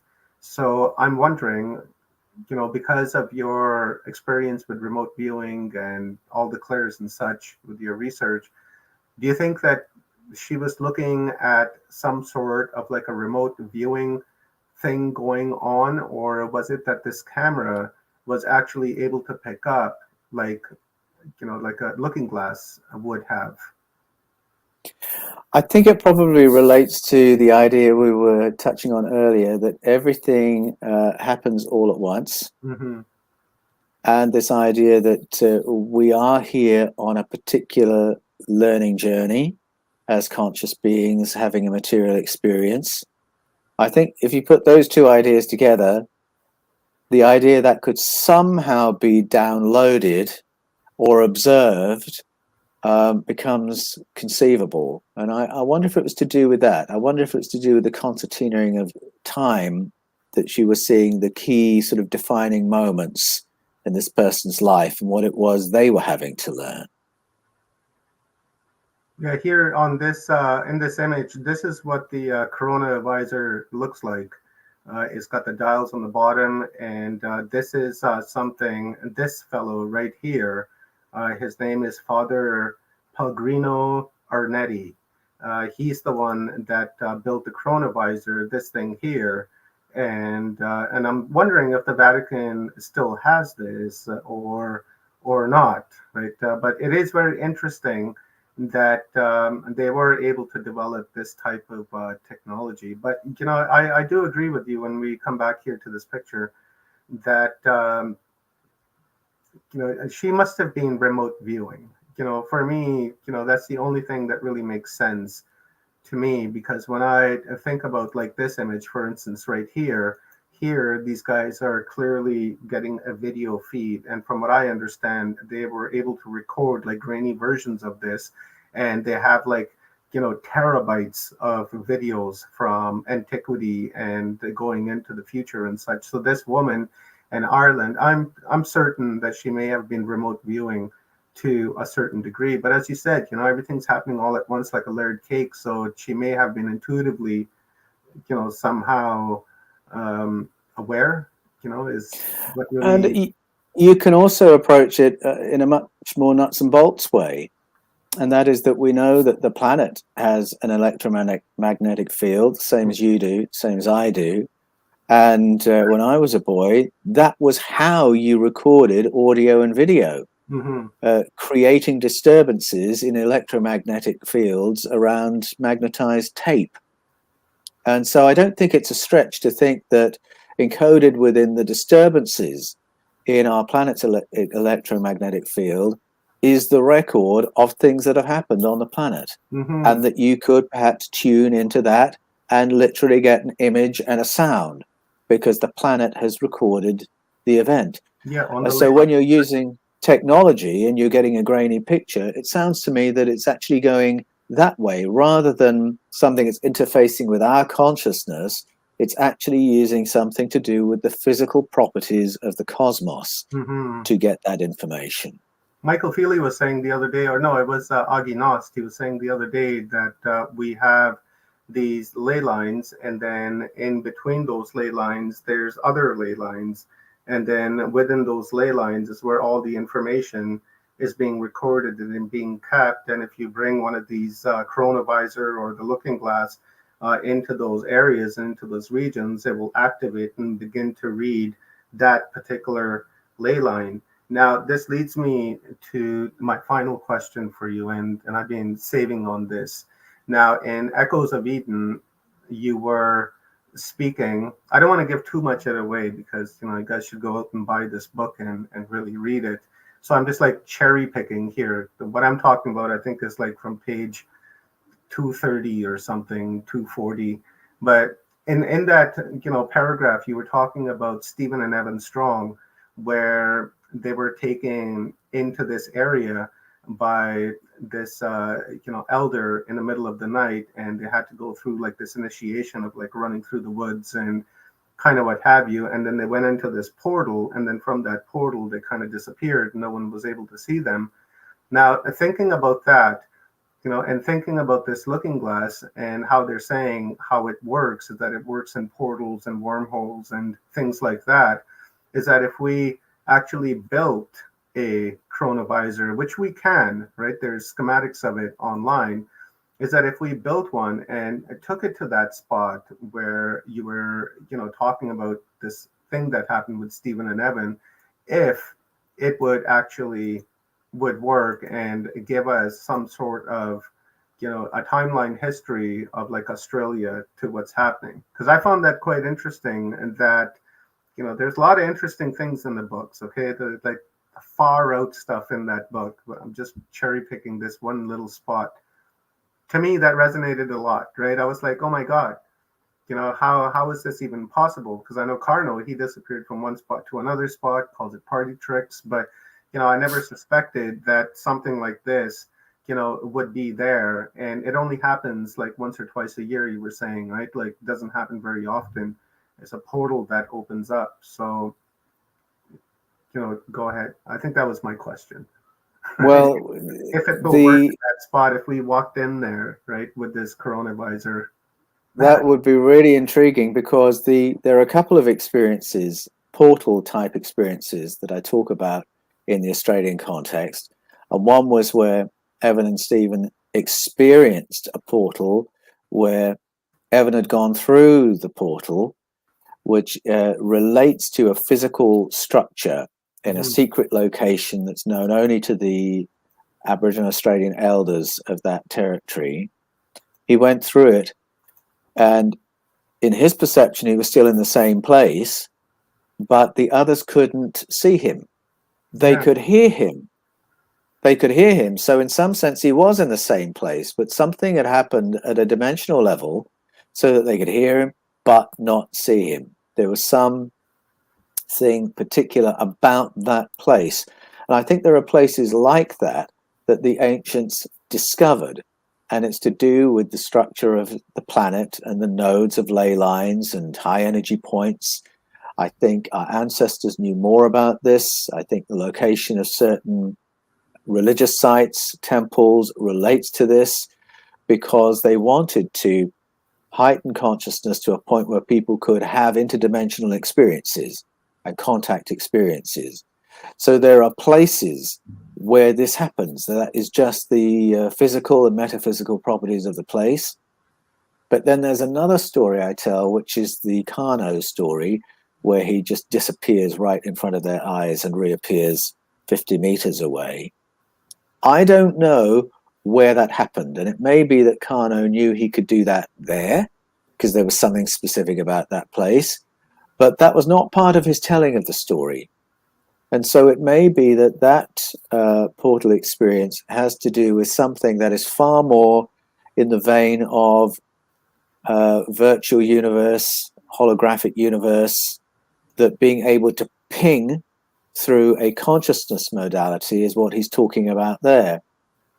And that might sound very far-fetched until you realize that that's exactly what US Defense Force personnel report when they talk about engaging with tic-tac craft.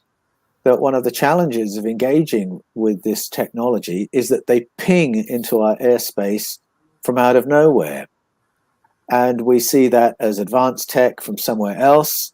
Listen to the story of Carno, and it seems that the technology of pinging has been on planet Earth for a very, very long time, and it has to do with our mastery of consciousness. And this is why I want to spend even more time sitting at the feet of indigenous elders and guardians of initiation ceremony, because I think there is a much longer knowledge and more developed understanding of how to master consciousness than ever you or I were taught in school. Mm-hmm. Yeah, excellent. Thank you, Paul. That was wonderful. So we'll close the evening off. I'll just hit you with one question. It's kind of interesting, a little off topic, but it's very interesting. So I'd like to hear your thoughts on it. From your research, do you think Cain was the son of Enki or Enlil? To be honest, I've never put those stories together. So give me some time to process that. And the next time we talk, Omar, I might have an answer. Okay, cool. I'll hit you up then. Wonderful, wonderful talk, Paul. Thank you so much. This has been a amazing week, and you really hit all the nails on the head from all our conversations across the entire week, and it's been amazing. And unfortunately, you can't make it to the panel tomorrow. It's kind of 2 o'clock in the morning. I know. I'll be with you in spirit. I know you will be, and you know what? I'll be talking about a lot of what you said here today, and I'll be bringing it up in the panel tomorrow, so that we can do like a really, really deep dive and just go around the room and get everybody on the same page, right? Because I've had everybody individually this whole week, so tomorrow it'll be nice to have everyone on the same screen, and then we can debate and talk about it with one another and raise that consciousness and that awareness and try to attempt to create our own timeline, as we were talking before, where we can consciously create the love energy that we're all wanting so bad, because you can feel it across the world. You can feel it in people that they're just pretty much sick and tired of this entirety of what we're interacting with, and they want something different, and they want love. And that's really what we're trying to create here. And you're doing the very same thing with your books, Scars of Eden, Escaping from Eden, Echoes of Eden, where you're enlightening us and telling us and that, hey, there's a much older story that's embedded here that we need to look at. We need to listen to our ancestors. We need to listen to our elders and the information that they have, and all of this abilities that that our ancestors have is within us. So you're doing the very same work, and even more so, because you're a machine, man. You're everywhere. I do my best. So thank you, Paul. Let's talk about your book here really quick. And guys, we have an event coming up for that, so I'll be sharing information on that here very soon in the next day or so. You have your Echoes of Eden, which is being released on May the 1st, and That's right. Kindle is available right now, and people can pre-order Echoes of Eden going to your website, because this is self-published, as I understand.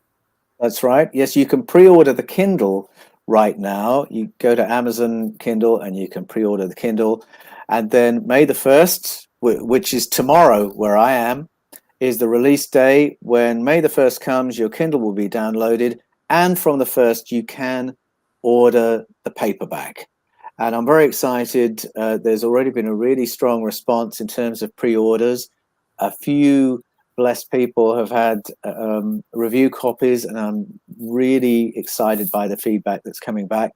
If you get hold of your copy of Echoes of Eden and you want to get in conversation with me, you want to have an argument with me, or a different kind of conversation, you can find me on the Fifth Kind TV on YouTube. You can find me on the Paul Wallis channel on YouTube. I'm in the comments every day having conversations with people. If you want to do coaching, come to paulanthonywallis.com, my website, and you can get into conversation with me there. But Echoes of Eden, tomorrow, released all around the world, and I'm looking forward to getting into conversation about that. Oh boy, I'm going to be ordering my copy here pretty quick, because I've got 2 of them right here, and I want to put the one that you have in your hand in my hand, Paul. So that I have all three, and then you said you have a working on a fourth one. So that's very exciting. Looking forward to Just that. just working on the research for that. Yeah. Nice, nice, Paul. Thank you very much, sir. I so appreciate you, and also, guys, you can join Paul Wallis's channel as a member to support Paul in the work that he's doing, because we know authors are not rich, right? So support is especially from the community is really really appreciated, and a lot of gratitudes, because we have to you know support one another and keep each other's back. So when something like this is being released, and it's on a phenomenal scale as it is, we should be supporting and buying the book and sharing it on our social media platforms, and things like that, and talking about it and enlightening our friends and family and say, hey, have you heard there's a new book called Echoes of Eden? You should check it out. Things like that. Do a little seed dreaming, and they'll say, hey, what's that? And you say, oh, just Google it, man. And don't say anything. Just say Google it, because it gets, gets the gears working, right? And then text them back later and say, hey, did you get a chance to Google Echoes of Eden, right? And, harass them a little bit, because that's how it's done. That's very good. I love that. Thanks so much. And guys, don't forget to download our app that we are promoting here this week when we are speaking of timelines. This app is called Favors. It's from a friend of ours based out of the UK. It is a free download. You can get it at the Apple Store. You can get it at the Google Store. And this site or this app is really, if you need a favor, and simply put, say you don't have a vehicle and you need to go grocery shopping, and you don't want to pay $30 for a cab. Especially the way inflation is working these days, you're going to barely get what you're going to get for your dollar anyways. If you have this app on your phone, and other people in your community have this app on their phone, and you can just put it in there that, hey, looking for a favor. Somebody could pick me up at the grocery store with my groceries and drive me home. And if they're able to do that, then they can come down and respond to you and say, hey, yeah, I can help you out and I can do that. And that is called favors. But it just doesn't work at that level, but it works on, much, much, much bigger level, to the point where we can really, begin to hurt the banks a little bit, because if we're doing free things for each other, and that cuts out the middle guy, right, the bankster, and that's the type of timeline that we're trying to create, where everyone gets along together, everyone works together, like my ancestors, for instance, in Ontario, Mohawks, we have longhouses, and in those longhouses, all the families from the tribe get together, and some live in there, and do their things. But everyone gets together and builds that. And somebody needs a teepee. The entire village gets together, the whole tribe gets together, and they're out hunting and getting the fur and getting the material, and they build the teepee to make sure that that family has. And that's called working together as a community. And that's kind of what we're looking for our future, for our grandchildren, to where they don't have to depend on governments and money and things like that, where they can't look to their neighbor and help their neighbor, and their neighbor will help them, and know and have that trust within their community that they will never be let down. And that's kind of what we're creating here. So this app here goes long ways, and it goes, it's a good start as to what we're trying to create here. So that's pretty much it for me, guys. Thank you very much to Paul Wallis. And don't forget to visit his website and order your copy of Echoes of Eden, Scars of Eden, and Escaping from Eden. Might as well get the whole series, because when you read it from beginning to end, the entire story really does, captivate you. And you just want to read from one book to the next, to the next. That's how I read them. So I thoroughly enjoyed it, and I'm sure you guys will as well. So head on over to paulanthonywallis.com and put your order in, and go to the Fifth Kind TV, which is Paul's channel, mega channel. It's got like 700,000 subscribers on it, and millions of views, tons and tons of great content. So go check that out, and also check out Paul Wallis's personal channel, his own channel, where he shares a lot of this type of material that we talked about today. And become a member and support Paul Wallis on his channel. And if you guys want to connect with him, just if you use Facebook, go to Facebook and just put in Paul Wallis, and you'll find him there. And you'll also find the Facebook group, The Fifth Kind, and join there and engage Paul in a conversation. Argue with him, like he said, if you want. I like that. Arguing is good. Debating is good. So, guys, thank you very much. I love you very much, and we will see you here tomorrow morning with our panel. Let me just quickly show you guys who's going to be on. So tomorrow in our panel, we have Frank Jacob, Kiara Windrider, Agi Nost, Michael Feely, and Brad Olson. That is at 9 o'clock in the morning Pacific Standard Time, 12 o'clock Eastern Standard Time, and 5 o'clock UK time. So join us then, and until then, be safe, be well, be in love with one another, love yourself, and don't forget to say that you love yourself, because that really goes the distance. After just a couple of weeks, it begins to reprogram your water, your mind, your brain. You begin to feel different. You begin to feel like a better person. And once you feel like a better person, then your residual effect on your community is going to be just that. So keep that in mind. I love you guys, and we will see you tomorrow morning. Bye for now.